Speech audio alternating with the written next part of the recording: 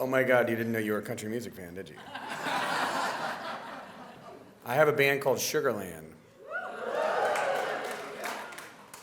I kind of consider us the gateway drug. You didn't like country music until you heard that and you said, oh my gosh, I don't like country music, but I love what you're doing. Now you love country music.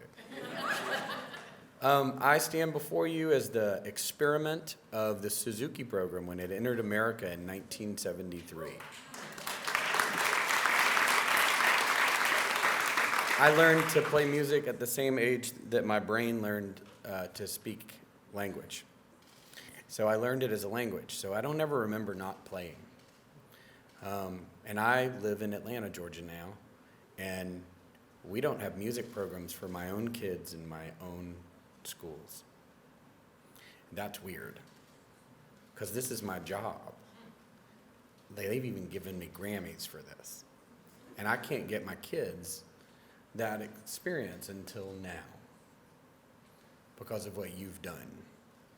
So I'd like to say thank you for working so hard to make it change back to where the first thing they don't cut, it's not going to be the music program, you know? I had a bunch of great teachers. One of you is probably teaching someone who will probably be me one day, and I'm grateful for that. Probably even better than my coaches, seeing that I was terrible at the sports. But I would say the work that you're doing right now and the work that the CMA is doing is impactful, incredibly impactful, especially, and I'll say this because Charlie's got a totally different story. There's a festival that they put on every year in Nashville, Tennessee, and I don't know whoever's been to it, but they call it CMA Fest. Used to be called Fanfare, Fan Fest. And for 1 week, everybody who loves country music, all the way from Europe and Asia and America, we all just kind of go there for a week. And it's a little weird. It takes over the whole town. Streets shut down, all the artists come and play. And what you probably don't know is that we all play for free. And you bought a ticket. And all the money gets piled together, and the CMA then goes out and reallocates CMA Foundation, which these two wonderful people here are driving, and they buy instruments for kids in schools. They don't really tell anybody that they do this. It's like Fight Club.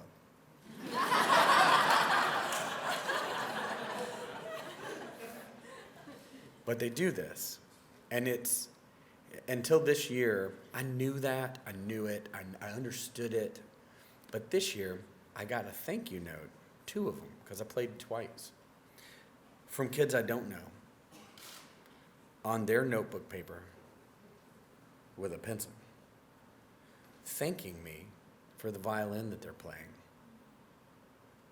There's the chances that that kid even knew that I was probably one of the first is amazing.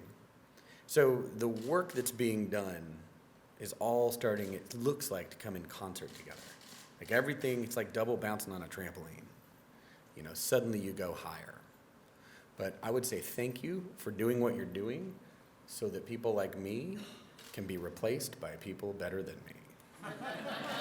Yeah. Charlie Worsham, everybody. Yeah.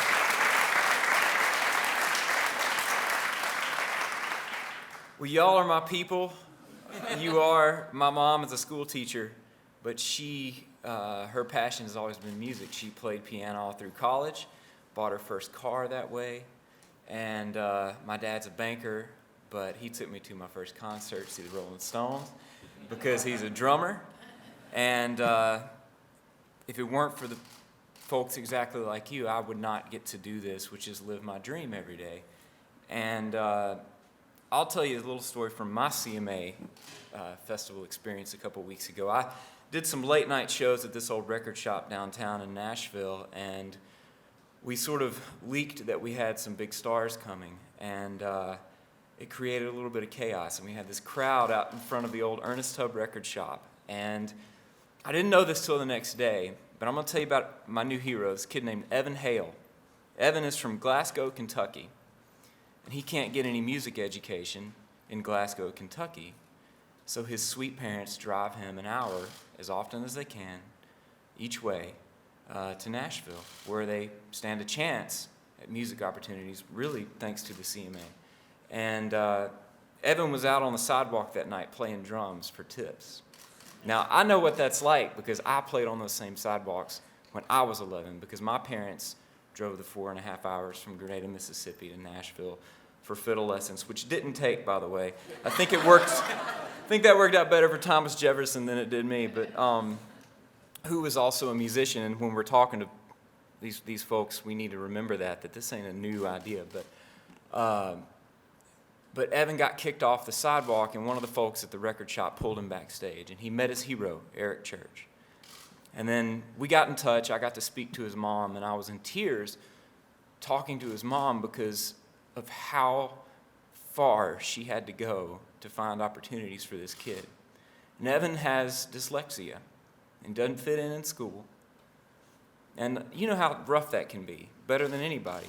But when he's behind a drum kit, he's Mick Jagger in his mind. And he has confidence. And all of a sudden, his identity goes from being black ink on white paper, some combination of ones and zeros, to a gazillion crayons in a box. And he can be anything he wants. And he never has to play music for a living.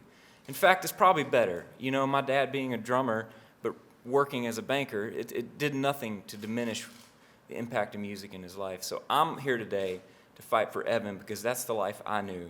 And that's the life that you guys knew growing up.